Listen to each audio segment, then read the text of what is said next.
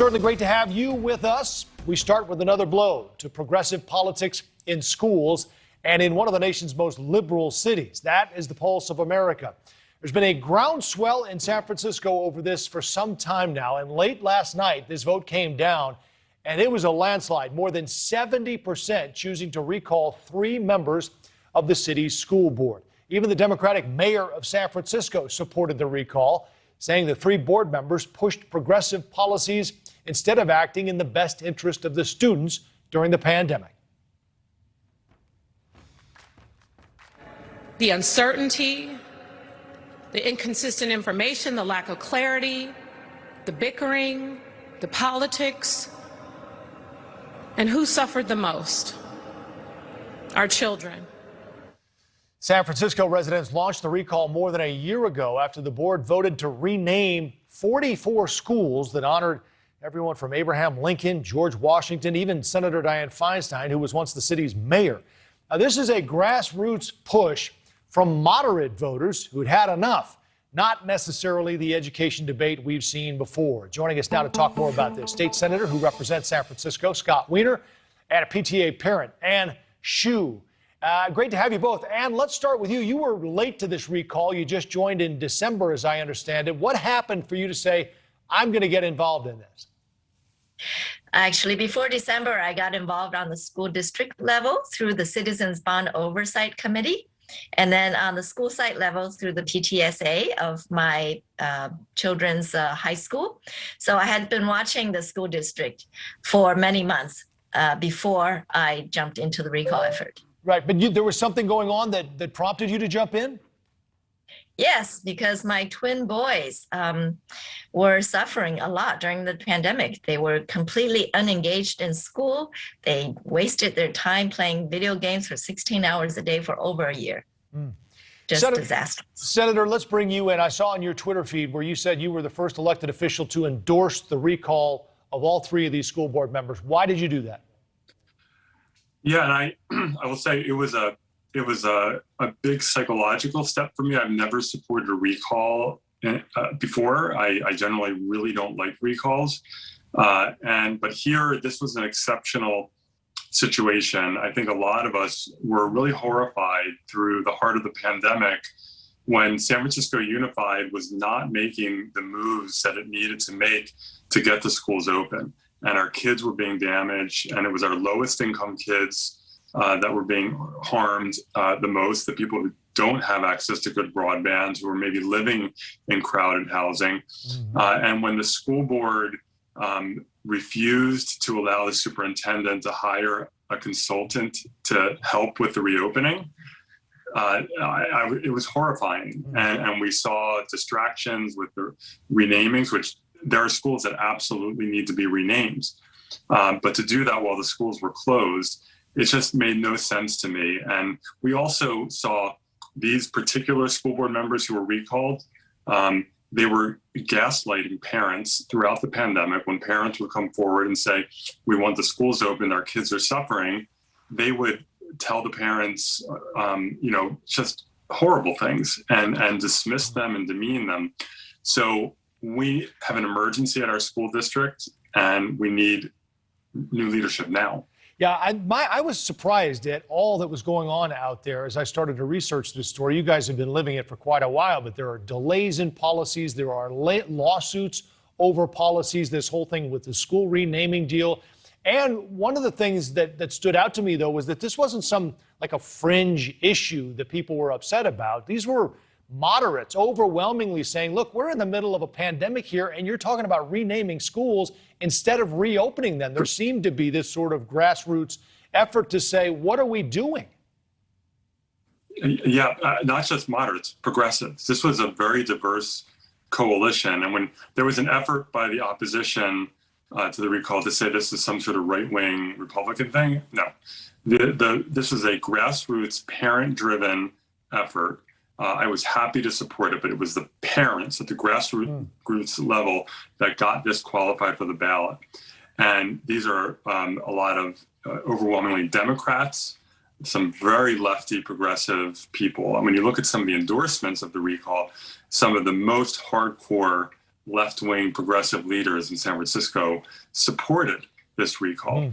And so it was a very diverse coalition, and it was it was very heartening to see this level of grassroots activism. And I know you were part of that as well, because you sort of undertook this process of registering voters. What did these parents tell you about why they wanted to sign on to this? So I worked with a group of volunteers, and we focused on the Asian American, especially the Chinese American voters, citizens who many have never voted before, because traditionally the Asian culture, Chinese culture, does not encourage civic engagement or political engagement. So many first and second generation people, like myself, for instance, never got involved in politics. But education is such of paramount importance to our community that parents like me, non-parents, grandparents, education is just very important to us. And having been, we feel actually quite discriminated against and disrespected. As Scott mentioned earlier, all parents were being gaslighted by these commissioners, especially the Asian American parents. We feel very much disrespected and being called names, racist names, that did not feel good. Right. So, as I said, there is a lot going on. Senator, let me get you on this thing you mentioned about the folks who came out in favor of this recall, even lefties, as you said it, lefty people. Are the political winds changing there? I mean, I'm sure San Francisco will always be liberal, but this seems like a move to the middle. No, San Francisco is as progressive as it's ever been. And this was a very unique situation. This was about I think there's a lot of efforts or a narrative connecting this to some of the fights happening in other parts of the country around masking and vaccines and the made up controversy around critical race theory. No, this was an extremely local situation where San Francisco parents and allies like myself were just very, very disheartened and about what was happening at our school district. This school district is at the heart of our city, to educating our children. We all support it. We wanted to succeed.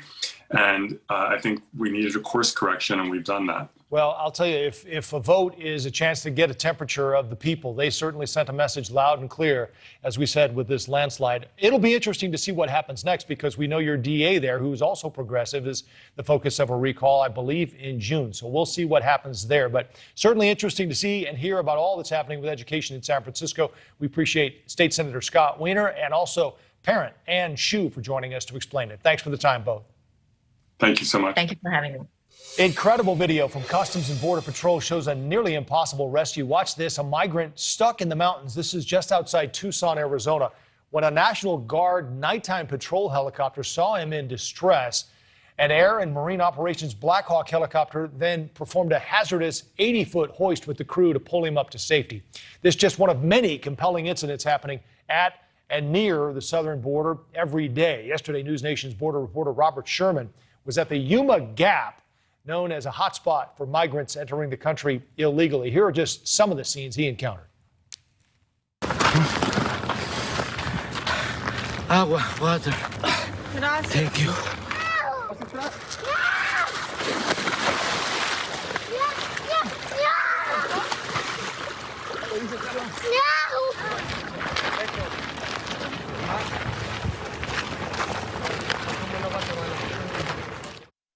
Well, that's certainly difficult to watch, and it's happening every day on the southern border. Robert's still in Arizona today. He joins us now with more on what he saw today. Robert?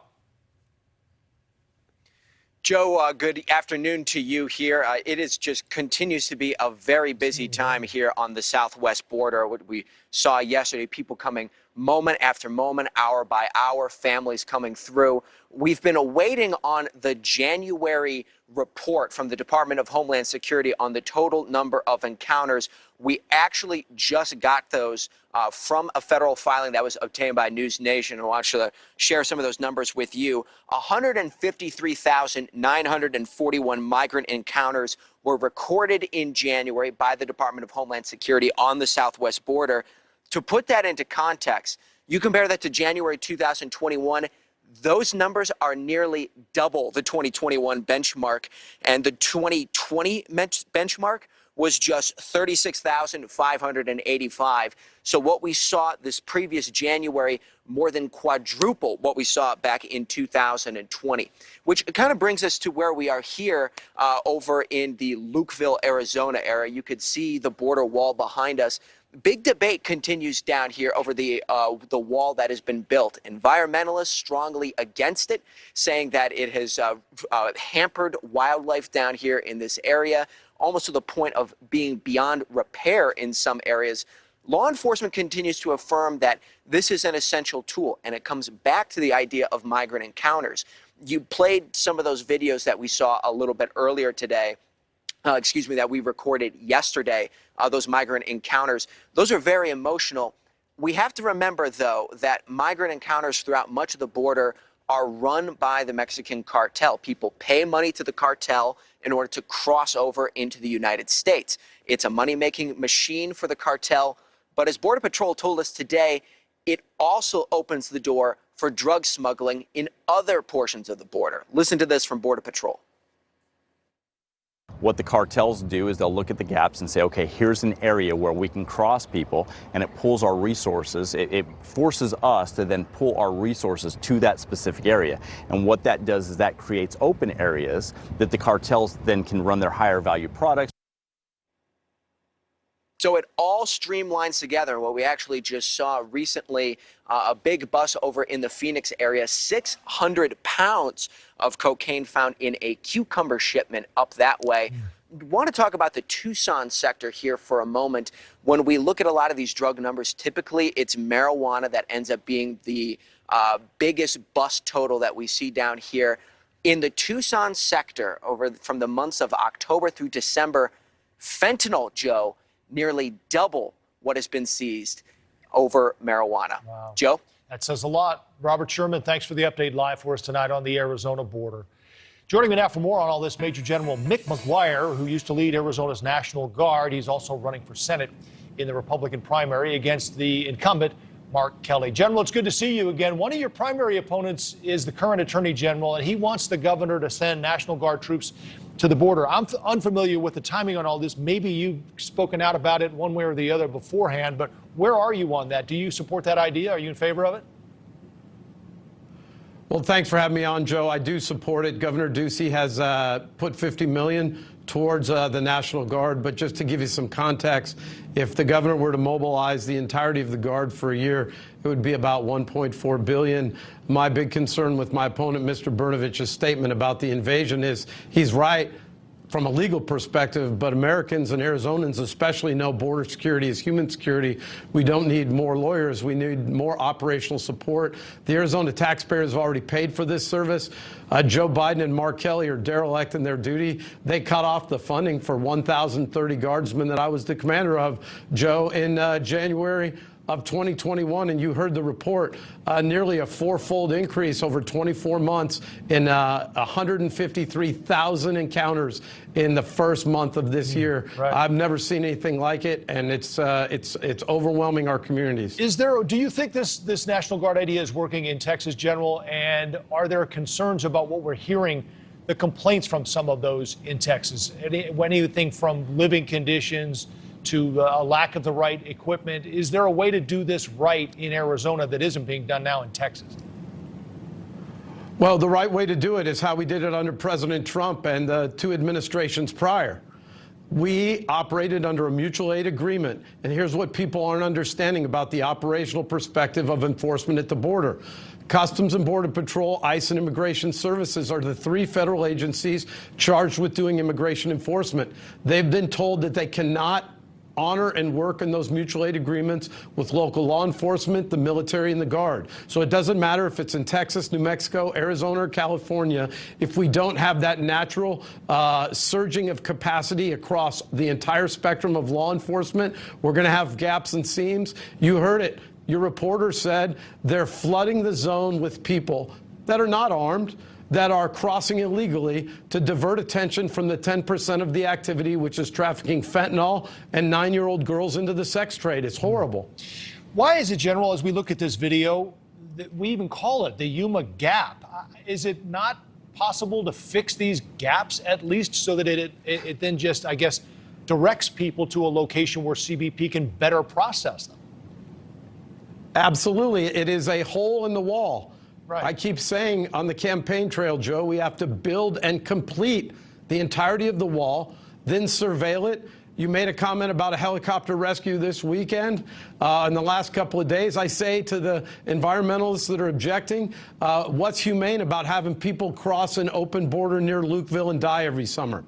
That's one of the reasons we need to get the helicopters back up in the air, and then we need to enforce the law, because we are a nation of laws, and that is what's causing the lawlessness at the border. U.S. Senate candidate for Arizona, Major General Mick McGuire. Again, General, we appreciate the time. Thank you. We'll talk soon. Thanks, Joe, and thanks for having me. God bless you. Take care.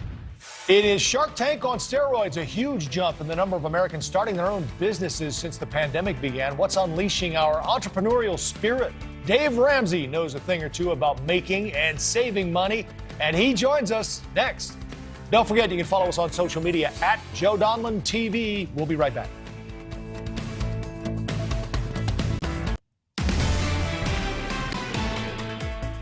In the era of COVID, it's contagious. Talking about starting small businesses. Last year, according to census data, Americans submitted 5.4 million applications to start new companies. That's a jump of 53% from before the pandemic. And in January of this year, the pace continued, more than 400,000 more. Dave Ramsey joins us now. He's the host of The Dave Ramsey Show on radio stations across the country. You've listened to him. His most recent book is Baby Step Millionaires, How Ordinary People Can Create Extraordinary Wealth, and you can too. Dave, longtime listener, first-time interviewer, and I think on behalf of all your followers, I'll start with a question I never thought I'd get to ask you in person. How are you doing, Dave? Better than I deserve, Joe. I'm honored to be with you, brother. It's good to have you. So this seems like conventional wisdom anyway, Dave. Not a great time to start businesses.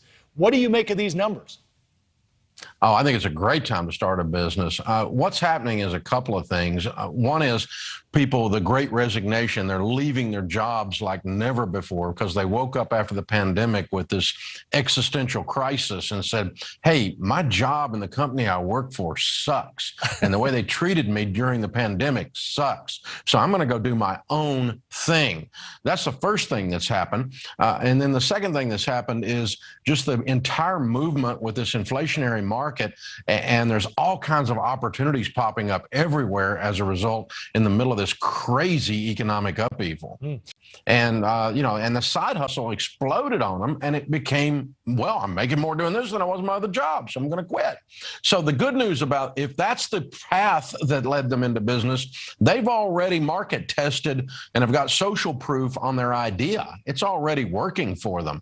And so those people are going to do pretty well. The ones that aren't going to do well are the ones that haven't run some kind of a test on their idea yet, and they just leap off the cliff and go $200,000 in debt to open a restaurant, and then find out that that's a tougher job than they thought. It feels like some of this, too, Dave, might have been the result of people working from home. I'm not sure people could have maybe bitten this off had they still been going into the office and working. Well, yeah, I think they had the spare time to do the side hustle. And again, they're looking at their life and they said, here's an idea. I've got this idea. I'm sitting at home, and it's the other thing that exploded was home remodel, of course, because they're sitting around looking at the house and I need to fix this house up. So all these things were a result of this economic suppression, the quarantine that we had during this pandemic era. And it's led people out into the world. And then we've just got boom in the economy. Sections of the economy are just exploding. And so people are riding that wave. It's an exciting time to be an entrepreneur. Well, one of the byproducts of the pandemic, Dave, we paid off our credit cards. I mean, we were saving because we weren't going out. We were kind of locked down. But inflation, as you mentioned, now an issue, and we're using them again at record speed. In fact, at the end of the year, up $52 billion, I saw. I know this is a big concern of yours. You're big on living within your means. How do we do it with inflation and rising prices?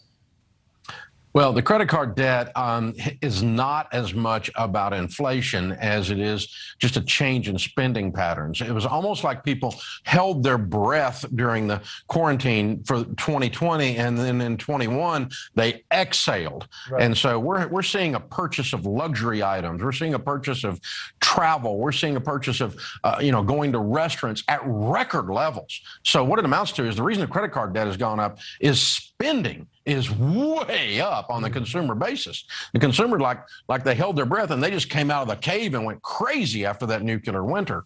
Add to that the fact that stinking gas prices are through the roof, and a meat crisis, and we're seeing a 7.5% inflation rate, which is double the norm. You just mix that in there, and then boom, you've got a mess on your hands. So this is a time for the consumer to be very, very careful. They were careful during the pandemic quarantine, and now they've gone and become just kind of cray-cray right now, and they need to back down and start being conservative again. All right, let's leave us with some advice, Dave. And I've got a lot from listening to the show. I know you're big on live like no one right now, so you can live like no one later when it counts. And others say, we don't work for money, we work for freedom at the end of the road. What would you leave us with on the way out? Well, don't confuse money with freedom, because money gives you freedom. Right. You can do a whole lot more stuff with $1 million than you can if you're broke. So let's get about the business of getting control of our lives and control the controllables, and stay away from debt. Get on a written plan. As you said, live on less than we make. Grandma's common sense still works. And it actually was proven to be a really good idea when we had these problems in the last 2 years. So if you'll maintain the debt freedom idea, a good emergency fund, and be systematically saving into retirement, you can be a millionaire in America today. It's very doable. All right. Hey, Dave, one of our producers here wanted me to make sure to add that because of you, they're debt-free. And I know how much you love to listen and hear that. I'm honored. Thank you. I'm proud of him. Well, good job. All right. Dave Ramsey, host of the Dave Ramsey Show. It's great to have you. Thank you very much. Thank you, Joe.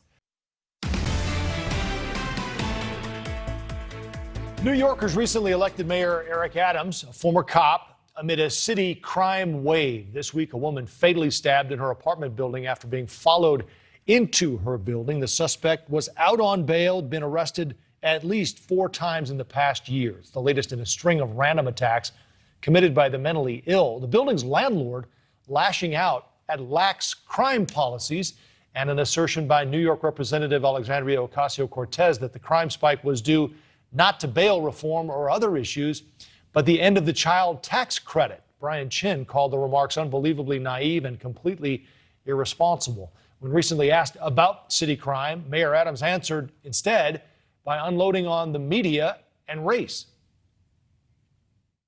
I'm a black man, that's the mayor. But my story has been interpreted by people that don't look like me. How many blacks are in the editorial boards? Everybody talks about my government being diversified.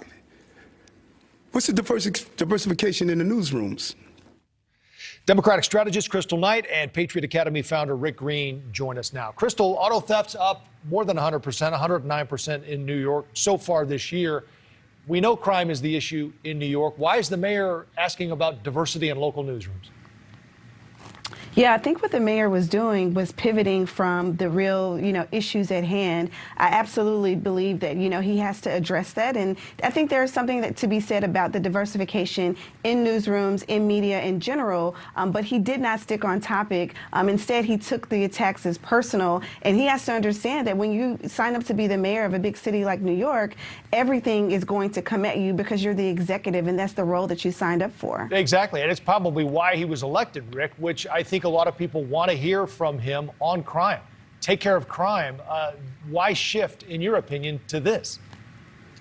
Yeah, first I want to congratulate the mayor and thank him for the focus on crime and reversing these horrible policies of defunding and demeaning the police and letting criminals out because of COVID and not prosecuting crime. The very predictable result of that was a massive increase in every area of crime. So he's absolutely right to increase the police presence and back the blue. I think he's getting distracted by 2 things. Number one, the kind of myopic focus on guns whenever 92% of violent crimes are not committed with a crime. So whether it's a bat or a knife or a gun or whatever it is, let's go after the criminal, not the inanimate object. And then number two, just don't get into this race baiting.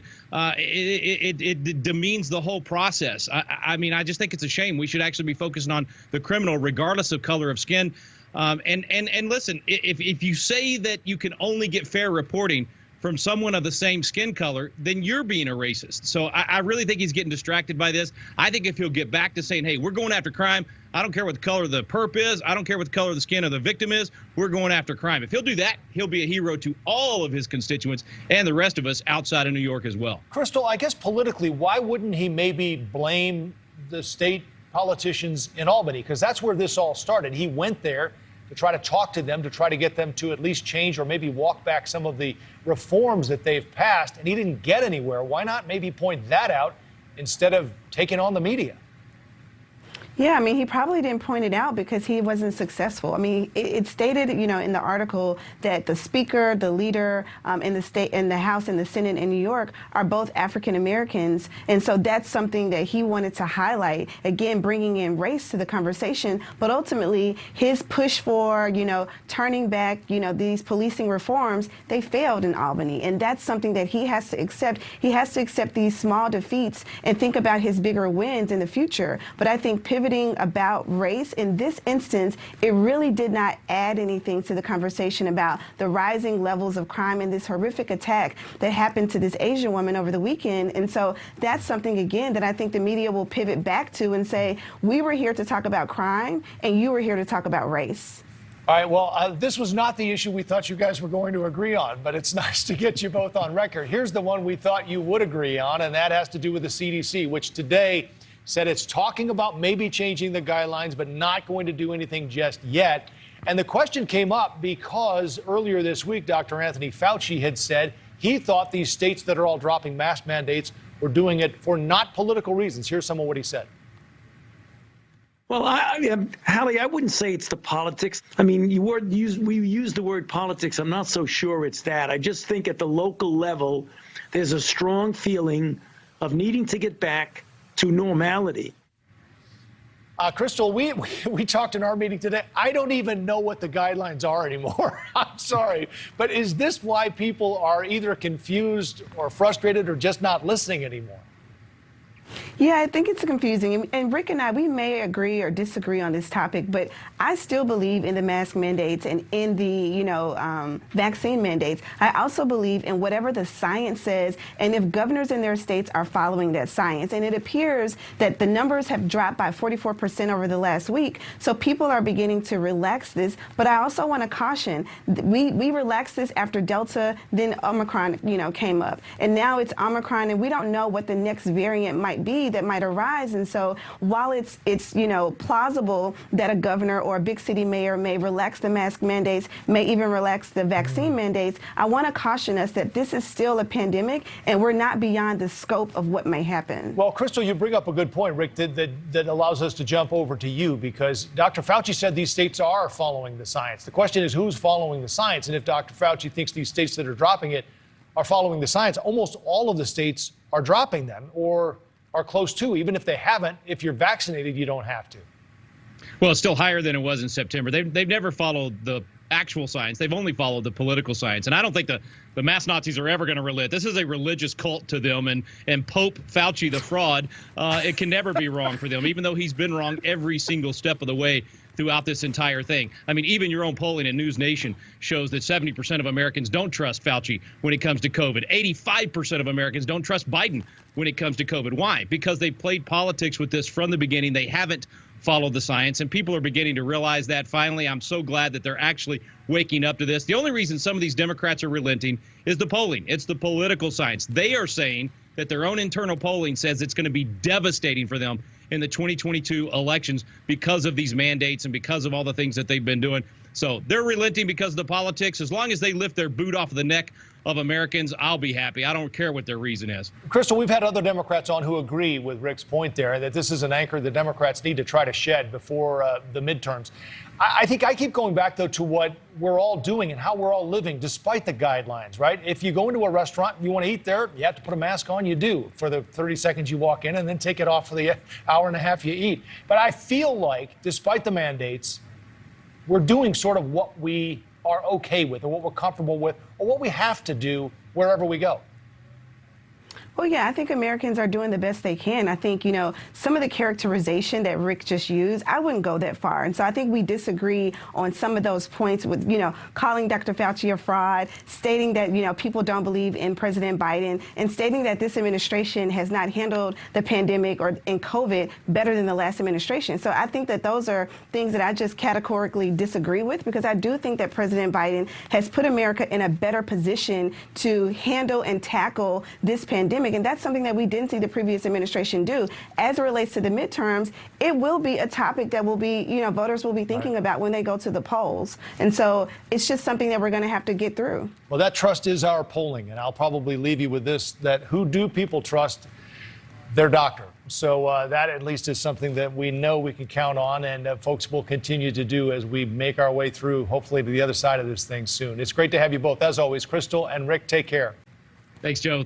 Thank you.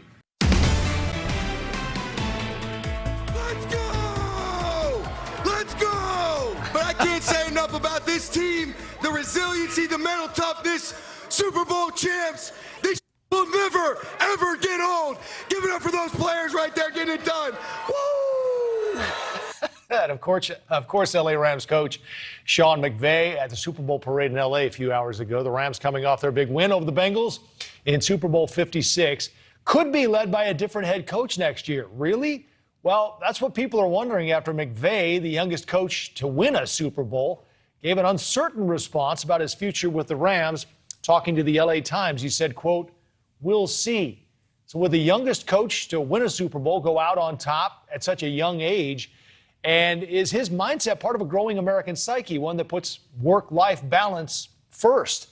To help answer those questions and more, let's welcome in Bobby Carpenter. He played for 4 teams in the NFL. You can also hear him on 97.1 The Fan in Columbus, Ohio. So, Bobby, I'm assuming if you're coming back, you're going to say, "I'm coming back." Why would he say, "We'll see"? Well, I think that there's always this avenue that now coaches want, who they grind so hard, they work so hard, there's so much pressure that they want to be able to have the outlet to say, "Hey, you know what? I've done a lot of this. I've made a ton of money. I've worked my tail off from the time I was like 21 years old until I'm 36. I've achieved really the highest level that I can achieve." Yeah, you can repeat, you can go do some more things, but I sit here and look at this. It's changed the psyche of how players and coaches look now. Like, they're so financially stable early on. It's such a grind. It can wear them out. And just like you alluded to, that work-life family bonus, or balance, if you have the ability to retire at an early age and you've achieved a lot of what you want to do, and maybe that retirement, it may just be 5 years. Maybe it's a 10-year hiatus. He's got a new fiance, wants to have a family. And those guys, they're going to be working 80 to 90 hours a week. They sleep in the office. They're relentless grinders. And so it's really tough to have that if you're going to be coaching. Well, let's listen to a little bit more of what he said more recently, Bobby, because that might be another indication. Let's go. Let's go. Aaron, Sean McVay just tapped me on the shoulder. He wanted to know if you were interested in running it back.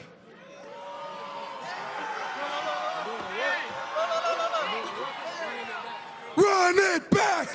Run it back! Run it back! Well, that's an interesting twist, Bobby, because now he just put Aaron Donald on the hot seat, who's hinted, at least after the game, that he may not come back.